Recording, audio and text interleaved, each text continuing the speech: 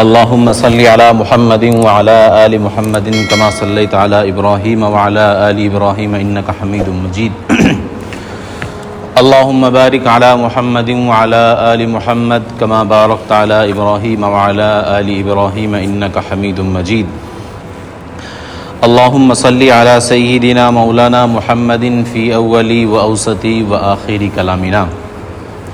حضرات سامعین، اللہ کے رسول علیہ الصلاۃ والسلام کی مبارک سیرت اور آپ کی زندگی کا تذکرہ چل رہا ہے۔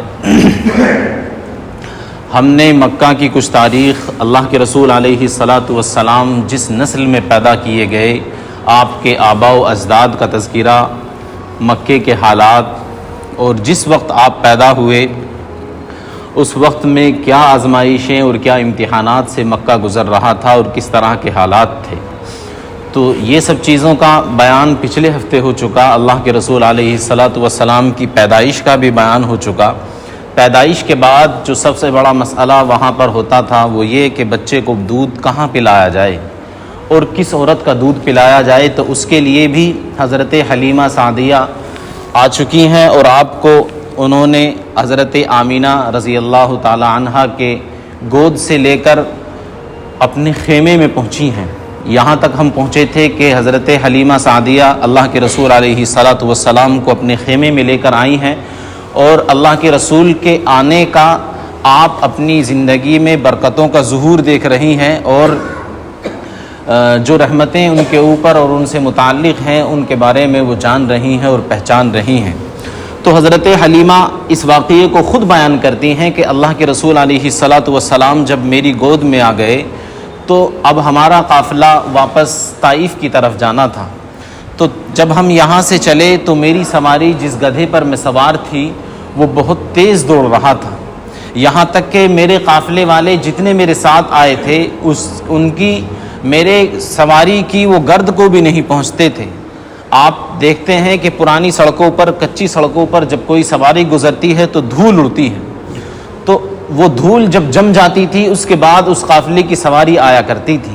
حضرت حلیمہ کہتی ہیں کہ یہ میرے جانے کا حال تھا، جب میری سواری آ رہی تھی اس کا حال یہ تھا کہ وہ اتنا پیچھے رہ جاتی تھی، اتنی دبلی اور کمزور تھی کہ آنے والی جو میرے ساتھ دوسری قافلے والی عورتیں تھیں وہ مجھے لعن طعن کرتی تھیں، حلیمہ تو کتنی کمزور سواری لے کر آئی ہے، تیری وجہ سے سفر میں دیری ہو رہی ہے، اور یہ سفر جو چند دنوں کا تھا یہ ایک لمبے عرصے میں اور ایک لمبے دنوں میں تبدیل ہو گیا ہے، کیوں ہمیں پریشان کر رہی ہے؟ آنے کا یہ حال تھا اور جانے کا یہ حال ہے کہ وہ میری سواری کی گرد تک نہیں پہنچ رہی ہیں اور ہم بہت تیزی سے سفر کرتے ہوئے اپنے گھر پہنچ گئے۔ جب گھر پہنچے تو قافلہ یہ سب ختم ہو گیا، ہم اللہ کے رسول علیہ الصلاۃ والسلام کے ساتھ زندگی گزارنے لگے۔ میں ان کو روزانہ دودھ پلاتی اور میری بکریاں جس جنگل میں چرنے جاتی تھیں جب چر کر واپس آتی تو ان کے خوب دودھ ہوتا تھا۔ طائف کا حال یہ تھا کہ دوسرے سب لوگ قحط سالی کا شکار ہیں، کسی کی بکریوں کے تھنوں میں دودھ نہیں، کسی کی اونٹنیوں کے تھنوں میں دودھ نہیں، لیکن میرے گھر دودھ کی بھرمار ہے۔ بکریاں جو پہلے چند قطرے دودھ دیتی تھیں اب ان کے دودھ کے برتن بھر جاتے ہیں جب ان کا دودھ کاڑھا جاتا ہے۔ تو یہ حال میرے گھر کے اندر برکتوں کا تھا۔ اس وقت میں بڑے کاروبار تجارتی لوگ نہیں تھے اور بڑی جس طرح کی آج کی تجارتیں، آج کا کاروبار ہے یہ تو نہیں تھا، یہی تجارت تھی۔ غریب لوگ مالداروں کے بچوں کو لاتی تھی، ان کو دودھ پلاتی، ان پر وظیفہ ملتا تھا، اور کاروبار کیا تھا؟ بکری پالنی، ان کو چراتے تھے، ان کا دودھ ہوتا تھا، اسی پر گزر بسر تھا، یہ اس وقت کا کاروبار اور روزگار تھا۔ تو اس میں جب طائف کے دوسرے لوگوں کو یہ پتہ چلا کہ حلیمہ کی بکریاں بہت زیادہ دودھ دے رہی ہیں اور اونٹنی بھی ان کی بہت دودھ دیتی ہے، تو وہ اپنے دوسرے خادموں سے کہتے کہ اپنی بکریاں وہیں چراؤ جہاں حلیمہ کی بکریاں چرتی ہیں، اس لیے کہ اس کی بکریاں تو بہت آ کر دودھ دیتی ہیں اور ہماری بکریوں کے نیچے دودھ ہی نہیں ہے۔ تو وہ لوگ اپنی بکریوں کو اسی جگہ چراتے جہاں حضرت حلیمہ کی بکریاں چر رہی ہیں، لیکن بات یہ نہیں تھی کہ وہاں گھاس چر کر وہ دودھ دے رہی ہیں، بلکہ اللہ تبارک تعالیٰ کو کچھ اور ہی مقصود تھا۔ اللہ کے رسول کی پرورش کرانی تھی اور اللہ کے رسول کی کرامات کو دکھانا تھا اور ان کی رحمتیں اور برکتیں ان سے متعلق ہونی تھی، یہ اس کی وجہ اور برکت تھی کہ اللہ کے رسول علیہ الصلاۃ والسلام کے ساتھ ساتھ یہ سب چیزیں چل رہی ہیں۔ تو حضرت حلیمہ اپنا واقعہ یہ بیان کرتی ہیں کہ مجھے بہت محبت اور بڑا پیار آتا تھا اپنے نبی محمد صلی اللہ علیہ وسلم پر، کہ چھوٹے سے تقریباً سال بھر کی عمر رہی ہوگی، جب آپ کے پاس سے لے کر گئی ہیں تو 10-12 دن یا 15 دن کے آپ تھے، تو میں چاہتی تھی کہ ایک پستان کا دودھ میں محمد کو پلاتی تھی اور ایک پستان کا دودھ جو میرا اپنا بیٹا تھا عبداللہ اس کو پلایا کرتی تھی، تو میں چاہتی کہ یہ ایک پستان کا دودھ پی چکا، اب یہ اور دوسرا پی لے، عبداللہ کو میں کم دودھ پلا دوں، اس کو زیادہ دودھ پلاؤں۔ تو میں نے بہت چاہا کہ میں عبداللہ کے دودھ میں سے اس کو کچھ پلا دوں، لیکن کبھی یہ منہ نہیں لگاتے تھے۔ جس پستان کا ان کو میں دودھ پلایا کرتی تھی اسی پستان سے یہ دودھ پیتے، اور جب پیٹ بھر جاتا یا میرا دودھ ختم ہو جاتا تو بس منہ ہٹا لیتے۔ میں چاہتی محبت میں اور ان سے انسیت میں کہ یہ دوسری پستان سے دودھ پی لے، لیکن کبھی انہوں نے چاہ کر بھی اس طرح نہیں کیا، اپنے بھائی کا دودھ، اپنے بھائی کا حصہ کبھی نہیں پیا۔ تو اس طرح اللہ کے رسول علیہ الصلاۃ والسلام بچپن ہی سے جب آپ کی 2 سال عمر ہوئی تو آپ نے سب سے بڑا پہلا کلام یہی کیا، اللہ اکبر، سبحان اللہ، الحمدللہ۔ آج ہمارے بچے گانے گاتے اور بجاتے ہوئے پیدا ہوتے ہیں اور اسی کے ساتھ پلتے اور بڑھتے ہیں، اور ماں باپ بھی ان کو گالیاں سکھا رہے ہوتے ہیں۔ چھوٹا بچہ اگر گالی دے رہا ہے تو چھوٹے گھر کے دوسرے لوگ بڑے فخر سے بیان کرتے ہیں، تمہیں پتہ ہے کہ آج یہ کیا کہہ رہا تھا، آج امی کو اس طرح کہہ رہا تھا، آج اپنے پاپا کو اس طرح بول رہا تھا۔ تو یہ فخریہ بیان کرتے ہیں، بچے کو یہ لگتا ہے کہ میری ان باتوں پر سب خوش ہو رہے ہیں، تو یہ کوئی اچھی چیز ہے، بس وہ گالیوں پر نکل جاتا ہے اور بڑا ہو کر بھی بس گالیوں کا دیوانہ اور مستانہ رہتا ہے۔ اللہ کے رسول جب پہلا کلام کر رہے ہیں، ابھی نبوت نہیں ملی، ابھی نبوت کا کوئی پروانہ نہیں آیا، لیکن اللہ کی کبریائی بیان کر رہے ہیں، اللہ کی توصیف و تحمید کر رہے ہیں، تو اپنے بچوں کو اس طرح سکھائیں کہ جب بچپن میں وہ کلام کریں تو اللہ کے کلام سے وہ اپنی بات کو شروع کریں، اللہ کی توحید، اللہ کی کبریائی سے اپنی بات کو وہ شروع کریں۔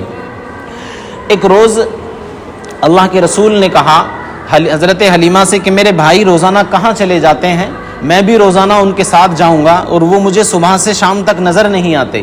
حضرت حلیمہ نے کہا کہ تمہارے بھائی روزانہ بکریاں چرانے جاتے ہیں، تو آپ نے کہا کہ مجھے بھی ان کے ساتھ بھیج دیا کرو، میں بھی ان کے ساتھ جایا کروں گا۔ تو اللہ کے رسول بھی پھر ان کے ساتھ بکری چرانے جانے لگے۔ ایک روز یہ واقعہ ہوا کہ آپ کے بھائی، آپ کے رضائی بھائی حضرت حلیمہ کے بیٹے دوڑتے ہوئے عبداللہ گھر آئے اور کہا کہ میرے قریشی بھائی کو 2 سفید کپڑے والوں نے قتل کر دیا ہے، اور بہت دوڑتے ہوئے گھبراتے ہوئے گھر آئے۔ حضرت حلیمہ اور آپ کے شوہر نے اس بات سنی تو دوڑتے ہوئے جنگل کی طرف پہنچے اور دیکھا کہ اللہ کے رسول بیٹھے ہوئے ہیں اور گھبرائے ہوئے ہیں، اور آپ کا چہرے کا رنگ بدلا ہوا ہے۔ آپ نے دیکھا خیریت ہے، پورے جسم پر ہاتھ حضرت حلیمہ نے پھیر کر دیکھا کہ سب ٹھیک ٹھاک ہے، لیکن اتنے پریشان اور گھبرائے ہوئے کیوں ہیں؟ حضرت عبداللہ سے پوچھا، اللہ کے رسول سے پوچھا کہ بیٹا کیا بات ہوئی، کیا ہوا؟ اللہ کے رسول نے فرمایا کہ 2 سفید کپڑوں والے میرے پاس آئے، میرے کرتے کو اتارا اور میرے سینے کو چاک کیا اور میرے سینے کو 2 حصوں میں بانٹ دیا، جس طرح آج بائی پاس سرجری ہوتی ہے اس طرح سینے کو چاک کیا، اور میرے دل کو باہر نکال کر زمزم اور جنت کے پانی سے اس کو دھو کر واپس وہیں رکھ دیا، اور اوپر ہاتھ پھیرا سینے کے اوپر اور سینہ برابر ہو گیا، سل گیا۔ تو اس واقعے سے حضرت حلیمہ بہت زیادہ ڈر گئیں کہ پتہ نہیں اس بچے کے ساتھ یہ کیا عجیب حرکت ہو رہی ہے، یہ کیا معاملہ ہوا، کہیں اس کو جناتی اور شیطانی وسوسہ تو نہیں لگ گیا ہے، جناتوں کا اس کے اوپر اثر تو نہیں ہو گیا ہے۔ تو وہ اس ڈر سے بہت سہمی ہوئی اور ڈرتی ہوئی رہتی تھی۔ ایک اور واقعہ ہوا کہ آپ اللہ کے رسول صلی اللہ علیہ وسلم کو لے کر جا رہی تھیں، تو آپ کے شوہر بھی آپ کے ساتھ تھے، تو ایک یہودی عالم نے آپ کو دیکھا اور کہا کہ یہ بچہ کون ہے؟ اس نے کہا کہ یہ میرا بیٹا ہے۔ کہ نہیں، تمہارا بیٹا نہیں ہے، یہ آخری نبی کی جو علامتیں ہیں اور جو صفات ہیں میں اس بچے میں دیکھ رہا ہوں، کہ یہ اس کا باپ نہیں، اور آخری نبی کی صفات میں سے اور اس کی خوبیوں میں سے اور اس کی علامت میں سے یہ ہے کہ وہ یتیم ہوگا۔ انہوں نے کہا کہ نہیں، میں اس کی ماں ہوں اور یہ اس کے باپ ہیں، یہ میرے شوہر ہیں، یہ یتیم نہیں ہے، یہ میرا بچہ ہے۔ تو وہ یہودی عالم جو ہے اتنا کہہ کر چلے گئے، اور انہوں نے پھر آگے کچھ نہیں کہا۔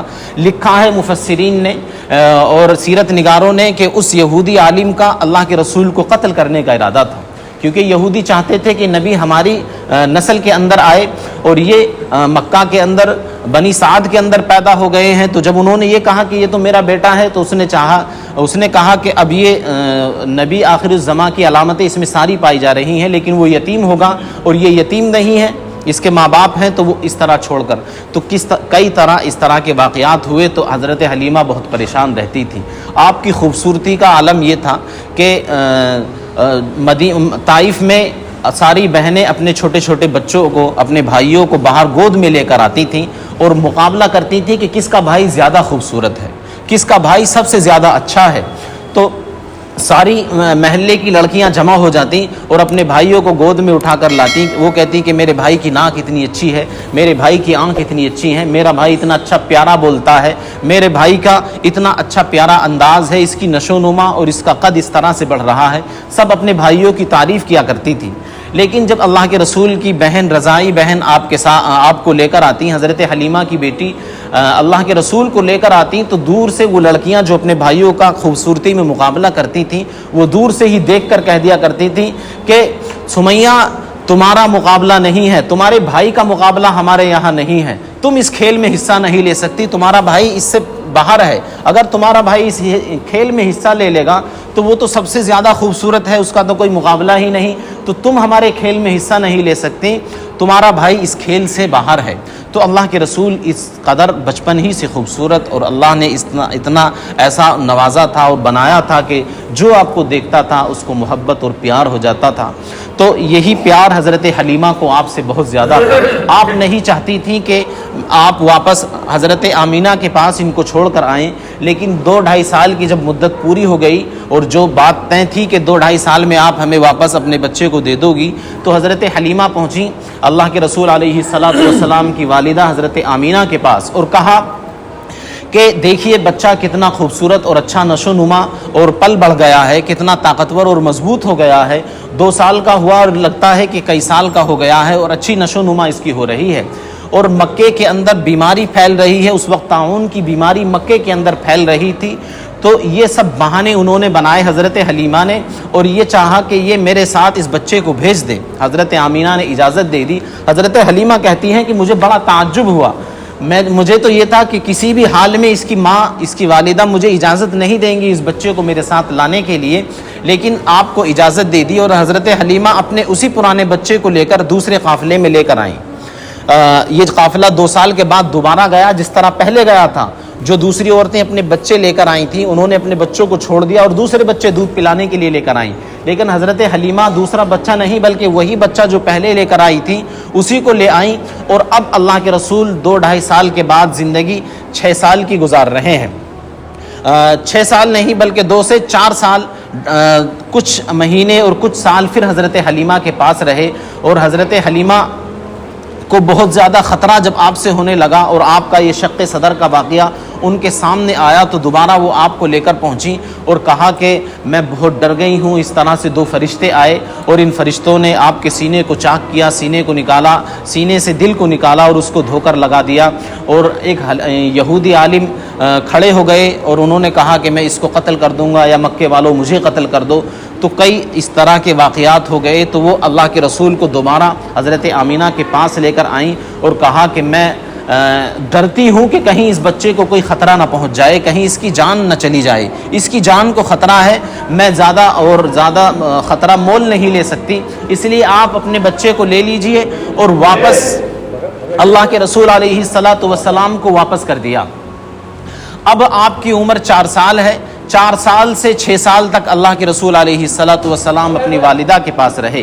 اللہ کے رسول کو جب حضرت حلیمہ واپس لے کر آئی ہیں تو انہوں نے ان واقعات کو ذکر کیا، تو حضرت حلیمہ سے حضرت آمینہ کہتی ہیں کہ جس دن سے یہ میرا بچہ میرے بطن اور میرے پیٹ میں آیا ہے، اس دن سے میں نے ہزاروں اس طرح کے واقعات دیکھے ہیں، ہزاروں اس کی کرامات دیکھی ہیں، مجھے پورا یقین ہے کہ جناتی اور شیطانی وساوس اس کو نقصان نہیں پہنچا سکتے، دنیا کی کوئی چیز اس کو نقصان نہیں پہنچا سکتی، یہ اتنا بابرکت اور کرامت والا بچہ ہے، اور اس کی بڑی شان ہوگی آگے چل کر۔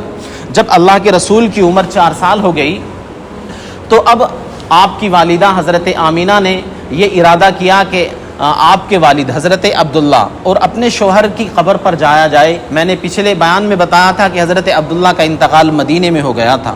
اللہ کے رسول اس وقت پیدا بھی نہیں ہوئے تھے. تو حضرت آمینہ اپنے سسر یعنی کہ حضرت عبد المطلب جو اللہ کے رسول کے دادا ہیں، اور حضرت آمینہ خود، اور ایک حضرت عبد المطلب کی خادمہ تھیں ام ایمن، یہ چاروں لوگ مدینہ کی طرف پہنچے اور مدینے میں 1 مہینہ رہے. حضرت آمینہ، اللہ کے رسول علیہ الصلاۃ والسلام اور آپ کے دادا حضرت عبد المطلب اور ایک خادمہ ام ایمن. تو یہ 4 لوگ مدینے میں 1 مہینے تک رہے. جب وہاں سے واپس آئے تو مدینے سے باہر نکلے ہی تھے کہ ایک بستی آتی ہے ابوا، آج بھی وہ موجود ہے. تو وہاں جب حضرت آمینہ پہنچتی ہیں تو آپ کی طبیعت خراب ہو جاتی ہے، اور اسی طبیعت خراب میں اور اسی بیماری میں آپ کا اسی وقت وہیں پر انتقال ہو جاتا ہے. تو اب اللہ کے رسول علیہ الصلاۃ والسلام کی عمر جو ہے وہ 4 سال ہے، اور والدہ کا 4 سال کی عمر میں انتقال ہو گیا، اور آپ کو وہیں پر دفنایا گیا. آپ کو کفنایا، وہیں پر قبر بنائی، اور اللہ کے رسول کو حضرت ام ایمن آپ اپنی گود میں اٹھا کر لے کر مکے آ گئیں. تو اب آپ 4 سال سے 6 سال تک حضرت عبد المطلب کی پرورش میں رہے اپنے دادا کی. تو حضرت عبد المطلب جو ہے اس وقت کفار کے سردار تھے، مکے کے سردار تھے اور مکے کے ولی تھے. تو آپ کے لیے ایک جگہ بنائی جاتی تھی کعبے میں اور حرم میں، جو دار الندوہ بھی اللہ کے رسول کے زمانے میں کہلایا جاتا تھا، جس میں ابو جہل اور ابو لہب بڑے بڑے سردار بیٹھ کر مشورہ کیا کرتے تھے، اور مشورے کی ایک جگہ تھی. تو عبد المطلب اس میں آ کر بیٹھتے تھے. تو آپ کے لیے ایک چادر بچھائی جاتی تھی، اس کے اوپر صرف مکے کا سردار بیٹھتا تھا، باقی سب لوگ حلقہ بنا کر ان کے ارد گرد بیٹھتے تھے. تو حضرت عبد المطلب آتے، اس چادر پر بیٹھتے، جو مشورہ کرنا ہوتا، جو بات کہنی ہوتی وہ کہتے تھے. اس چادر پر کوئی اور نہیں آ کر بیٹھتا تھا. لیکن اللہ کے رسول علیہ الصلاۃ والسلام جب آتے، ابھی 6 سال کی عمر ہے، آپ آ کر اس چادر پر بیٹھ جایا کرتے تھے. تو آپ کے دوسرے بھائی اور چچا حضرت عبد المطلب کے دوسرے بیٹے یہ کہتے تھے کہ اس بچے کو وہاں نہ بیٹھنے دو، اس کو روکو، اس لیے کہ یہ سردار کی جگہ ہے، اور سردار کے احترام اور مقام اس کا یہ ہے کہ اس کی جگہ پر کوئی اور نہیں بیٹھ سکتا. تو آپ کے دادا منع کرتے تھے کہ کسی کو اس چادر پر بیٹھنے کی اجازت نہیں، لیکن محمد اس چادر پر بیٹھ سکتا ہے. تو آپ کے دادا کو بھی آپ سے اتنا لگاؤ اور محبت تھا. تو 2 سال تک آپ اپنے دادا کی پرورش میں رہے، اور اب آپ کی عمر جو ہے وہ 6 سال سے 8 سال ہو جاتی ہے. 6 سال سے 8 سال کی عمر میں آپ اپنے دادا عبد المطلب کے ساتھ ہیں، اور اب آپ کے دادا کا بھی انتقال ہو جاتا ہے. 8 سال کی عمر میں آپ کے دادا عبد المطلب کا انتقال ہو گیا. اب آپ حضرت ابو طالب کی پرورش میں آ جاتے ہیں، جو آپ کے چچا ہیں. یہ اس وقت میں بڑے عقل اور فہم و فراست والے انسان تھے. بڑے مکے کے لوگ ان کی شرم کیا کرتے تھے، ان کا لحاظ کرتے تھے. اور ان کے 4 بچے تھے. حضرت طالب، جن کی وجہ سے آپ کا نام ابو طالب پڑا، اور جعفر طیار، حضرت عقیل، اور سب سے چھوٹے بیٹے حضرت علی. حضرت علی کا بہت نام آپ نے سنا ہوگا، حضرت فاطمہ سے جن کا نکاح ہوا. تو 4 آپ کے بیٹے تھے. ایک اللہ کے رسول علیہ الصلاۃ والسلام ہو گئے. اب یہ 8 سال سے اللہ کے رسول علیہ الصلاۃ والسلام حضرت ابو طالب کی وفات تک آپ ہی کی پرورش میں رہے ہیں، اور آپ ہی کے ساتھ رہے ہیں. اور جب اللہ کے رسول نے نبوت کا اعلان کیا ہے، رسالت کا اعلان کیا ہے، تو اس وقت حضرت ابو طالب، خواجہ ابو طالب ہی تھے جو آپ کی پیٹھ پر برابر کھڑے ہوئے تھے، اور دشمنوں کے مقابلے کے لیے ہر وقت تیار رہا کرتے تھے. تو 8 سال کی عمر میں اللہ کے رسول علیہ الصلاۃ والسلام حضرت ابو طالب کی پرورش میں آ جاتے ہیں، اور آپ اب بکریاں بھی چراتے ہیں. ایک مرتبہ اللہ کے رسول نے کہا کہ کوئی نبی ایسا نہیں گزرا جس نے بکریاں نہ چرائی ہوں. تو صحابہ کرام نے پوچھا، اللہ کے رسول آپ نے بھی چرائی ہیں؟ کہا کہ ہاں، میں بھی بکریاں چرایا کرتا تھا. اور یہ بکری چرانا اس وقت انبیاء علیہم الصلاۃ والسلام کی پرورش اور ان کی ٹریننگ اور ان کی تربیت کا حصہ ہوا کرتا تھا. تو اللہ کے رسول بھی بکریاں چراتے تھے. تو 8 سال سے جب آپ کی عمر 12 سال ہوتی ہے، اس 4 سال کے وقفے میں آپ مکے ہی میں رہے، اپنے بھائیوں کے ساتھ، اپنے چچا کے ساتھ اٹھنا بیٹھنا آپ کا رہتا تھا. اور آپ بچوں کے ساتھ لہو لعب میں، کھیل کود میں حصہ نہیں لیتے تھے. تنہائی آپ کو زیادہ پسند تھی. جب 12 سال کی آپ کی عمر ہوئی تو حضرت خواجہ ابو طالب آپ کو تجارت کے سفر پر لے کر جاتے ہیں ملک شام. اس لیے کہ بچوں کو اس وقت میں کوئی بڑی یونیورسٹیاں، کوئی مدرسے تو نہیں تھے، کوئی کاروبار اس طرح کا نہیں سکھایا جاتا تھا. بچوں کو یا تو بکری چرانا سکھایا جاتا تھا، یا ان کو تجارت کرنا سکھایا جاتا تھا. یہی 2-4 چیزیں تھیں. تو آپ کو تجارت کے سفر پر لے کر جاتے ہیں۔ آپ کے چچا جب آپ کی عمر 12 سال تھی تو آپ ملک شام کے لیے نکلے، اور راستے میں ایک جگہ آئی بصرہ، یہ ملک شام سے پہلے کی جگہ ہے، جو آج کل بصرہ عراق میں ہے وہ نہیں، یہ کوئی اور دوسرا بصرہ تھا۔ وہاں پر پہنچے تو وہاں پر ایک راہب تھے جو بحیرہ راہب کے نام سے بہت مشہور ہیں کتابوں کے اندر۔ تو جب انہوں نے دیکھا کہ مکہ سے ایک قافلہ آ رہا ہے، اور قافلہ آ کر ان کے پاس میں ان کا جو معبد خانہ تھا، جو ان کی عبادت کرنے کی جگہ تھی، اس کے پاس میں ٹھہرنے کا ایک مقام بنا ہوا تھا، وہاں پر آ کر ٹھہر گیا۔ تو وہ راہب باہر نکلا اور کسی کو اس بھیڑ کے اندر، اس قافلے کے اندر تلاش کر رہا ہے۔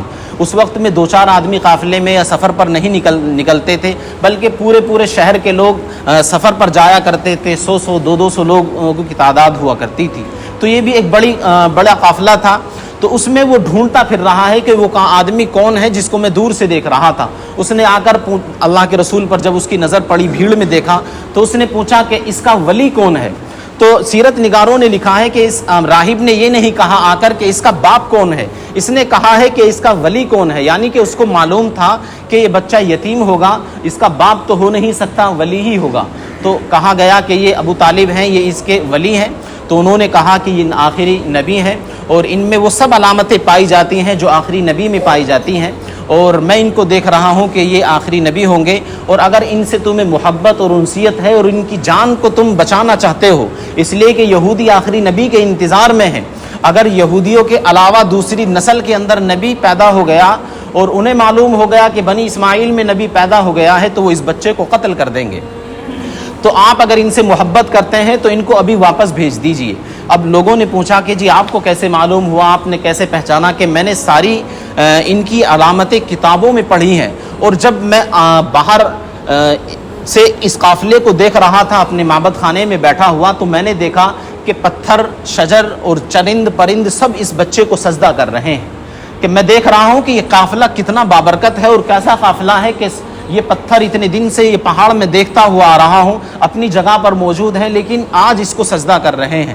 میں نے اسی وقت میرے ذہن میں یہ بات آ گئی کہ آج کوئی نیا واقعہ ہونے والا ہے، تو یہ آخری نبی کا جو زمانہ پایا جا رہا ہے کہ شاید آخری نبی نمودار ہو چکے ہیں۔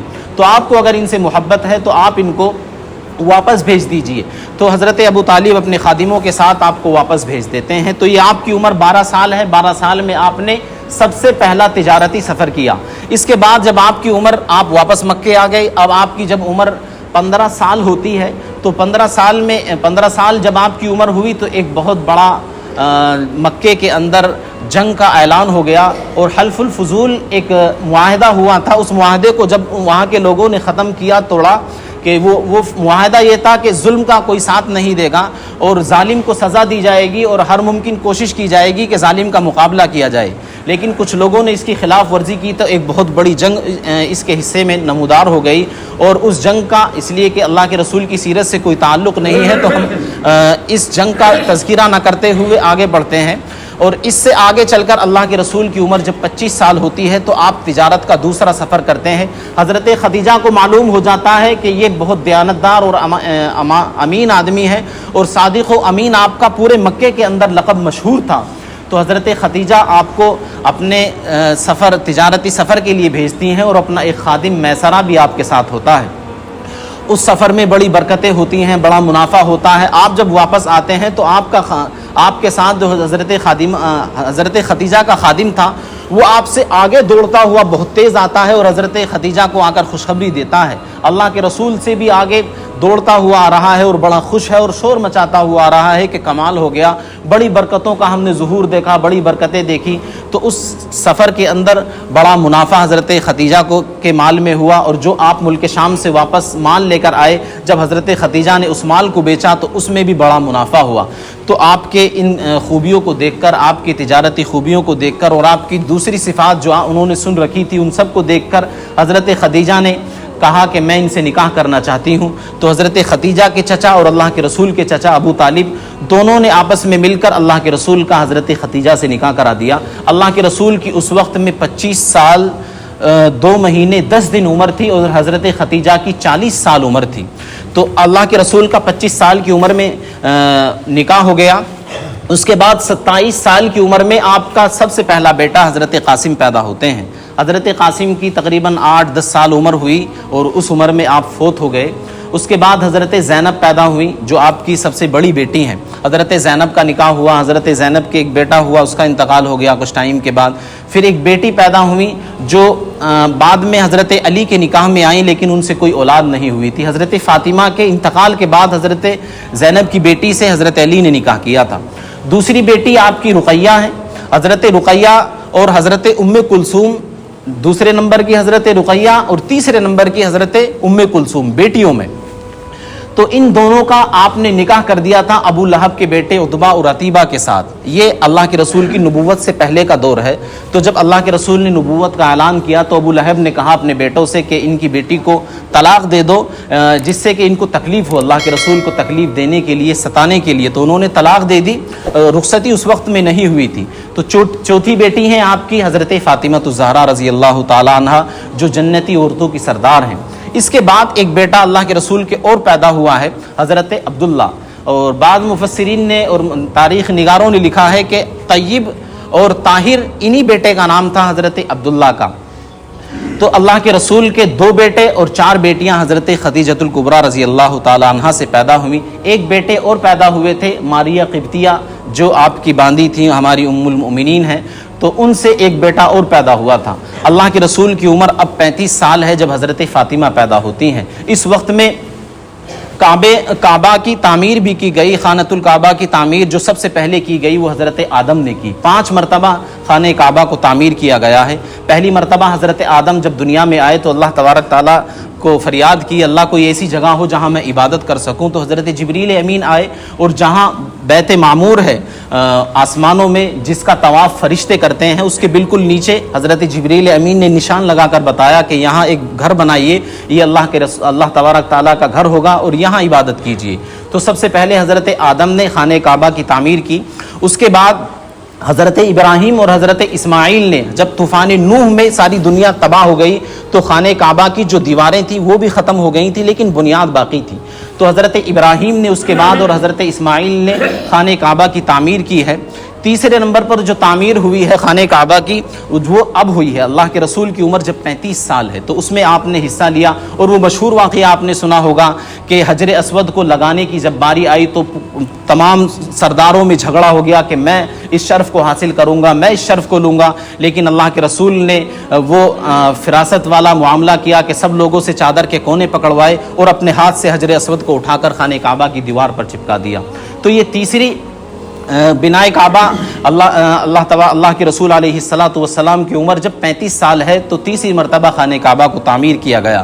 چوتھی مرتبہ حضرت اسما کے بیٹے ہیں حضرت عبداللہ ابن زبیر، مکہ میں انہوں نے بہت ٹائم تک حکومت چلائی ہے اور مکہ کے آپ سردار رہے ہیں، تو ان کے زمانے میں چوتھی مرتبہ خانہ کعبہ کی تعمیر کی گئی۔ یہ وہ تعمیر ہے جو اثر نو کی گئی، بالکل شروع سے ایک ایک اینٹ کو لگایا گیا۔ اور 5ویں مرتبہ حجاج ابن یوسف نے پورے شروع سے آخر تک پوری بنیاد کو تعمیر کیا اور پورے خانہ کعبہ کو تعمیر فرمایا۔ یہ 5 مرتبہ خانہ کعبہ کو تعمیر کیا گیا ہے۔ جب سے خانہ کعبہ کو بنایا نہیں گیا، اب جو کچھ کام ہوتا ہے، اب سے سنا گیا کہ 35-40 سال پہلے خانہ کعبہ کی تعمیر ہوئی تھی، اس میں صرف سیمنٹ لگایا تھا، جہاں سے دیواروں پہ سے سیمنٹ اکھڑ گیا تھا، باقی اثر نو تعمیر نہیں کی گئی۔ تو یہ 5 واقعات ہیں جو خانہ کعبہ کو تعمیر کرنے کے ہیں۔ اللہ کے رسول کی عمر اب 35 سال تھی جب خانہ کعبہ کو تعمیر کیا گیا تھا۔ تو آپ کے یہ 4 بیٹی 2 بیٹے پیدا ہوئے حضرت خدیجۃ الکبریٰ رضی اللہ تعالی عنہا سے۔ اس کے بعد آپ کی عمر 40 سال ہوتی ہے، تو 40 سال کی عمر میں آپ کو نبوت اور رسالت سے سرفراز کر دیا جاتا ہے۔ تو جو شق قمر کا شق صدر کا میں نے واقعہ آپ کو 2 سال کی عمر میں اللہ کے رسول کی بیان فرمایا تھا، جب اللہ کے رسول حضرت حلیمہ کے پاس تھے کہ آپ کے سینے کو چاک کیا گیا اور آپ کے سینے سے دل نکال کر آپ کے سینے کو دوبارہ سے سی دیا گیا اور آپ کے دل کو دھو دیا گیا۔ تو جب آپ کی عمر 4 سال تھی، اور ایک مرتبہ جب کیا گیا جب آپ کی عمر 10 سال تھی، جب آپ کے سینے کو چاک کیا گیا اور آپ کے دل کو دھویا گیا۔ اور تیسری مرتبہ جب اللہ کے رسول علیہ الصلاۃ والسلام کو نبوت ملنے والی تھی 40 سال کی عمر میں، اس وقت میں بھی جبریل امین اور میکائیل میکائیل آئے اور آپ کے سینے کو چاک کیا اور اس وقت میں گندگی کو نکالا اور آپ کے دل کو زمزم سے اور جنت کے پانی سے دھو کر پھر واپس لگا دیا۔ چوتھی مرتبہ جب اللہ کے رسول کے سینے کو چاک کیا گیا ہے، وہ معراج سے پہلے چاک کیا گیا کہ اللہ کے رسول اب اللہ کے رسول اللہ تبارک تعالیٰ کے پاس جانے والے ہیں، تو وہ نورانیت اور تجلی اللہ کے رسول کے اندر آ جائے اور وہ صلاحیت اور ہمت اللہ کے رسول کے دل کے اندر آ جائے، جس سے کہ اللہ تبارک تعالیٰ سے سامنے پہنچ کر ہم کلام ہو سکیں اور بات چیت کر سکیں۔ تو جب اللہ کے رسول معراج پر گئے ہیں تو 4 مرتبہ اللہ کے رسول علیہ الصلاۃ والسلام کے سینے کو چاک کیا گیا تھا۔ اگلے ہفتے انشاءاللہ ہم جب اللہ کے رسول کو نبوت اور رسالت ملی اور آپ نے اعلان کیا، وہاں سے اس عنوان کو شروع کریں گے۔ اللہ تبارک تعالیٰ عمل کی توفیق مرحمت فرمائے۔ بار کوڈ کا اور وقف بورڈ کا آپ نے سن رکھا ہوگا کہ سب لوگ اسکین کر رہے ہیں، یہاں پر بھی اسکینر لگائے گئے ہیں۔ ہر نوجوان، ہر بچہ، ہر ہمارا بزرگ جو موبائل یوز کرتا ہے، جس کے گھر میں موبائل ہے، وہ ضرور اسکین کرے اور اپنی رائے ضرور بھیجیں۔ آج رات کے 12 بجے تک، آج آخری دن ہے، رات کے 12 بجے تک بھیج سکتے ہیں۔ تو جن لوگوں نے نہیں بھیجا ہے وہ کوشش کریں اور ضرور بھیجیں، ابھی جمعے کے بعد اسکین کریں۔ جن لوگوں کو نہیں آ رہا ہے تو وہ پوچھ لیں، بہت سے نوجوانوں کو معلوم ہے، تو ضرور اس کے اندر حصہ لیں۔ اللہ تبارک تعالیٰ عمل کی توفیق